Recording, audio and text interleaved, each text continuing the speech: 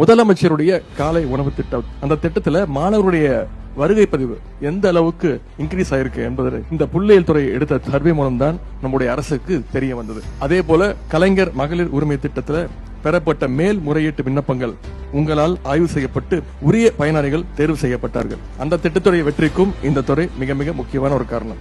அது மட்டுமல்ல, புதுமை பெண் திட்டம், தமிழ் புதல்வன் திட்டம், நான் முதல்வன் திட்டங்கள்ல எப்படி கிராஸ் என்ரோல்மெண்ட் ரேஷியோ, உயர்கல்வி சேர்க்கை விகிதம் எப்படி அதிகமாச்சு, அதே மாதிரி விடியல் பயண திட்டத்தினால ஒவ்வொரு மகளிரும் மாதம் கிட்டத்தட்ட 900 ரூபாய் சேமிக்கிறாங்க அப்படிங்கறதையும் இந்த துறை தான் ஆய்வு பண்ணி கண்டுபிடிச்சு சொல்லுச்சு. அது மட்டுமல்ல, விவசாய கூலி விவரங்கள்ல தொடங்கி மாநிலத்துடைய தொழில் வளர்ச்சி குறியீடுகள் வரை உங்களுடைய தரவுகள் தான் இந்த அரசுக்கு ஒரு அளவுகோலாக இன்றைக்கு வரை திகழ்ந்து கொண்டிருக்கிறது.